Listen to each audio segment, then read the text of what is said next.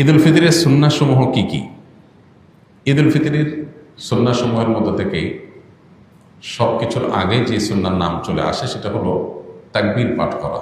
আল্লাহু আকবার, আল্লাহু আকবার, লা ইলাহা ইল্লাল্লাহু, আল্লাহু আকবার, আল্লাহু আকবার, ওয়ালিল্লাহিল হামদ। এই তাকবীরটার পাঠ শুরু হবে কখন? ঈদের চাঁদ দেখা যাওয়ার পর। ঈদের চাঁদ দেখা যাওয়ার পর থেকে আপনি গুনগুনিয়ে আপনি এটা পড়তে থাকবেন।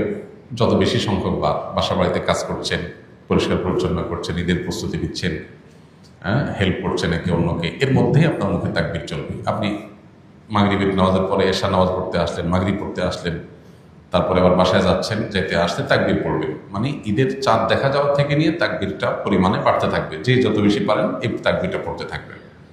কতক্ষণ পর্যন্ত চলবে?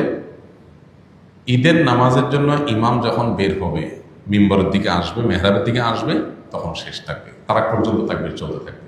তার মানে আমরা ঈদগাহে যখন যাব, তাকবীর করতে করতে যাব, আবার যখন মসজিদে প্রবেশ করব, অবসর বসে থাকবো, ইমাম সাহেবের অপেক্ষায় থাকবো, তখন আমাদের মুখে তাকবীর চলতে থাকবে। অনেকেই এই সুন্নাতটা জানেন না, যার কারণে মিস করেন। তাহলে আমরা তাকবীর করতে থাকবো ইনশাআল্লাহ।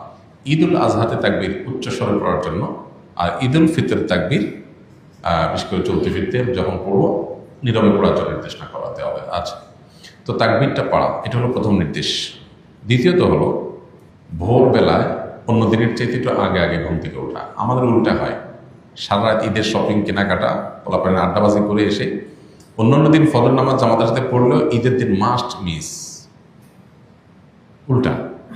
অথচ ঈদের দিন ফজর নামাজ জামাতের সাথে পড়া, আগে আগে ঘুম থেকে ওঠা, এটার গুরুত্ব আরও বেশি। 3 নম্বর হলো গোসল করা। ঈদের জন্য গোসল করা। কেন গোসল করতে হবে?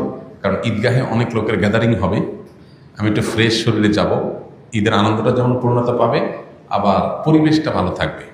যে আপনার গায়ে ঘামের গন্ধ, আপনার অপরিচ্ছন্নতা থাকলে অন্য লোকের কষ্ট হতে পারে। সবাই একসাথে থাকবে যেহেতু, যাতে পরিবেশ ভালো থাকে।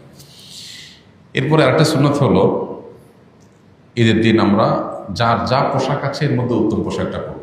এখানে একটা ভুল কথা প্রচলিত আছে, নতুন পোশাক পরতে হবে। ঈদের দিন নতুন পোশাক পরা সুন্নত না। সুন্নত হলো কোনটা?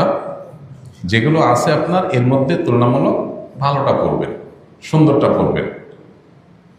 ঈদ সুন্নাত ছাড়া, নতুন কাপড় ছাড়া ঈদ হবেই না, এই কনসেপ্টটা আমাদের মধ্যে ঢুকছে ভুলভাবে। এটা শরিয়ার কনসেপ্ট না। নতুন পোশাক ঈদের জন্য জরুরি না। সাহাবীরা প্রতি বছর একটা করে জামা কিনতে পারতেন না, 2-4 জোড়া জামা দিয়ে জীবন পার করে দিতেন সেই 1450 বছর আগের মানুষ। এজন্য ঈদের দিন যার যা পোশাক আছে এটার মধ্যে উত্তম পোশাকটা পরবো। আরেকটা সুন্নত হলো